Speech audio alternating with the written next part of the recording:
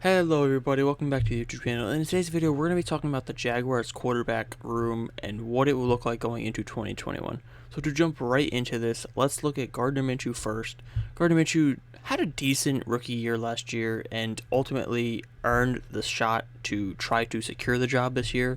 And after week one, many thought with a win over the Colts that was ultimately, a big part of the reason we won was him. Many thought that he had almost secured the job with a couple more wins, a couple more good games, but then his play went downhill a little bit. It didn't kind of implode like some quarterbacks do, but it definitely went downhill and went less consistent. His accuracy kind of went down. His overall play just didn't look the same, and he ultimately got injured after a few games to his throwing hand, I believe it was. And this made him to the point where, he couldn't throw the football as well as he was. And this being a quarterback, he needs to be able to, especially with the talent he has. He's not the level of talent at the quarterback position where he can play through injury and win you a game.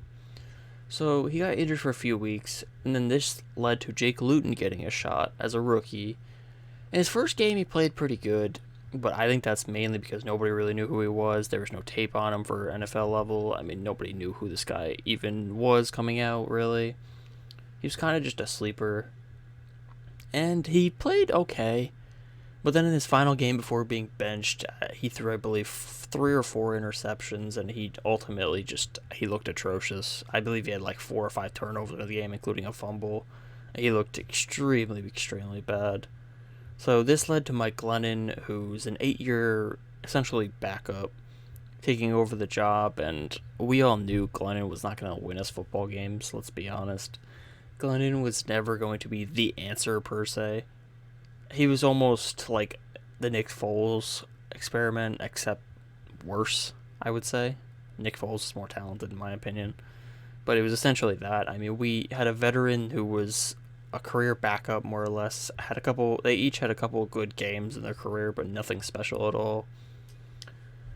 And then once Minshew was healthy, many believed that he would get the starting job back, but Doug made the interesting decision to stick with Glennon, which made you believe that even Doug, who was head coach for the entire 2020 season, didn't believe in Minshew, and he kind of supported the idea that Minshew wasn't the long-term answer.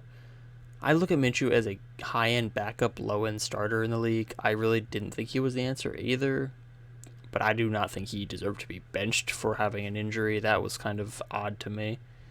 And then Mike Glennon's obviously career backup. And Luton, I can't say he's going to be a career backup because he is a rookie. He played like 3 games, so I'm not going to judge him right away. I'm going to give him a legitimate shot. But, I don't see him being anything more than a career backup, maybe a spot starter for somebody. He could be a good backup for us. And going into the 2021 draft, everybody knows we're most likely going to be selecting Trevor Lawrence. So Mike Glennon will probably be gone. I expect the Jaguars to trade Gardner Minshew for a day 2 or day 3 pick in the 2020 draft. It could happen during the draft, but I think a deal could get done during the offseason after the Super Bowl ends. I think that's a lot more likely. And then Jake Luton would stay the backup to Trevor Lawrence at that point.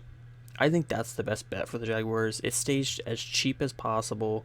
You have Luton for another 3 years as the backup, and then you have Trevor Lawrence, who, quote unquote cheap, will be on the number 1 overall pick contract, will be not so cheap, but it'll be cheap for the level of production he would presumably give, assuming he does work out the way he's expected to. And then Glennon, he'll probably just go be a backup to another team or even retire. I don't really see him being an answer to anybody. But ultimately, I think this room is not a major concern. I don't expect the Jaguars to go after anybody in free agency. I think the clear cut is going to be the answer in the draft, which everybody at this point almost knows. It's no secret who the Jaguars are linked to with the number 1 overall pick in a draft like this, where there's a consensus number 1 overall pick. And the current grade I'd give for the quarterback room would be like a C, C minus. And going into 2021, it'll definitely get better. So this is very low on the concern list for me. I think we'll be okay.